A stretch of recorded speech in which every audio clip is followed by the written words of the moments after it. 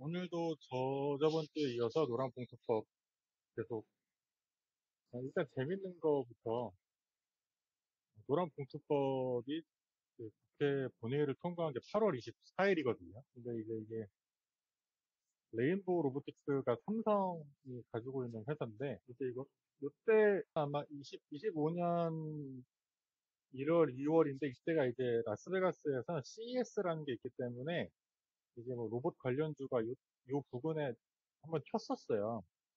그러다가 계속 지지부진했었는데 이때부터 이제 치기 시작하잖아요. 보면 이제 8월 22일이죠. 그러다가 한 이때쯤부터 해가지고 이제 올라가기 시작하잖아요. 그리고 또 LG가 가지고 있는 게 로보스타였나? 로보스타 같은 것도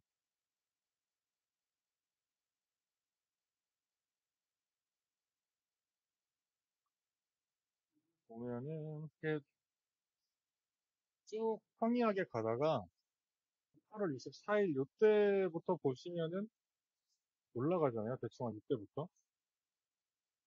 기울기가 약간 가팔라지기 시작하면서 이때부터 올라가잖아요. SK가 가지고 있는 게 아마 유일 로보틱스일 텐데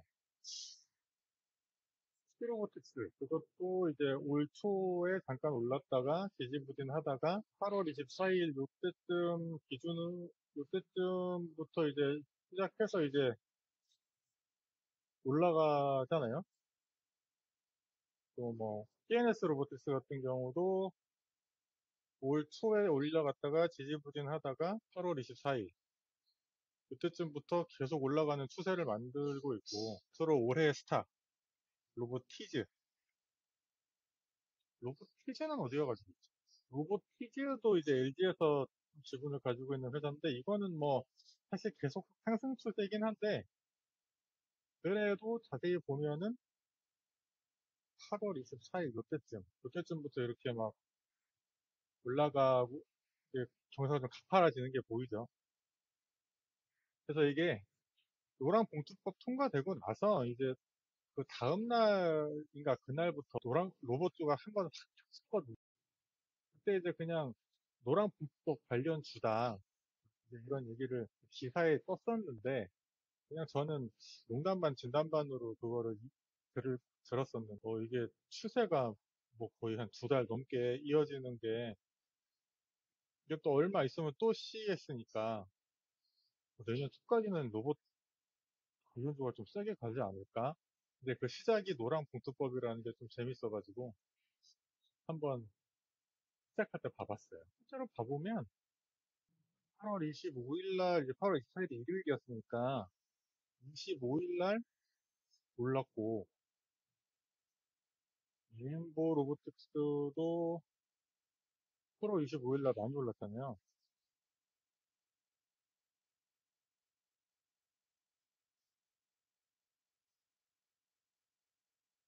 TNS 로보틱스도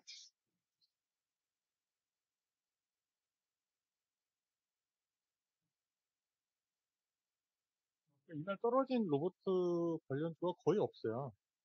그러니까 요때 이제 노란봉투법 관련주라고 이제 그 기사가 떠가지고 그냥 뭐 이러다 말겠지 했는데 추세가 두 달 가까이 막 폭발적으로 막 움직이는 걸 보니까 시장이 그 집단 지성이 이걸 어떻게 생각하고 있는지가 좀 느껴지는 것 같고요.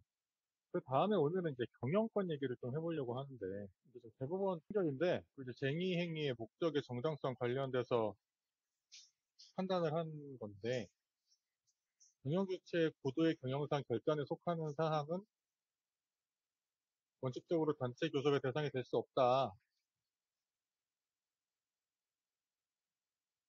대법원은 오랫동안 경영 주체 고도의 경영상 결단에 속하는 사항을 단체 교섭의 대상으로 볼 수가 없었어요. 그래서 단체 교섭의 대상이 될 수 없다는 얘기는 그게 쟁의 행위로 이어질 수가 없다는 소리거든요. 애초부터. 그러면은 이 노조법을 봐도 원래 이제 그 현행 노랑봉투법은 아직 현행은 아니니까 현행 노조법을 봐도 노동쟁의라 함은 근로시간 복지 해고 기타 대우 등 근로조건 결정에 관한 주장의 불일치로 인하여 당사자 간의 노력을 해도 안 될 때 마지막으로 하는 게 노동쟁의란 말이에요.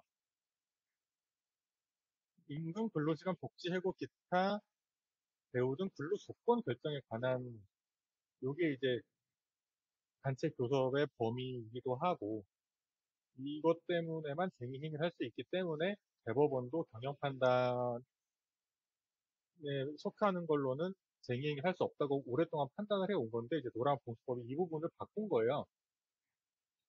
상법을 봐도 회사의 경영에 해당하는 결정은 이사회에서 하는 거거든요. 기술총회에서 이사를 선임을 해가지고 그러면 이렇게 선임된 이사들이 모인 이사회에서 여기 보면은 중요한 자산의 처분 및 양도, 대규모 자산의 차입, 뭐 저기 지점의 설치, 이전 또는 폐지 뭐 이런 회사의 업무 집행은 이사회에서 정하는 거잖아요. 그러면은 유주총회에서 이사를 선임해서 이사회에서 이제 사실상 경영 판단을 하는 건데 노조 같은 경우는 주주도 아니고 이사회도 아닌데 경영 판단 하겠다는 거고 지금 여기 그 이제 문구를 더 정확하게 보면은 근로조건의 결정과 근로조건에 영향을 미치는 사업 결정에 관한 불이익. 그러니까 원래는 근로조건만 있었는데 근로조건에 영향을 미치는 사업 경영상의 결정 이렇게 바뀌었잖아요 문구가. 그러니까 이게 들어간 거예요.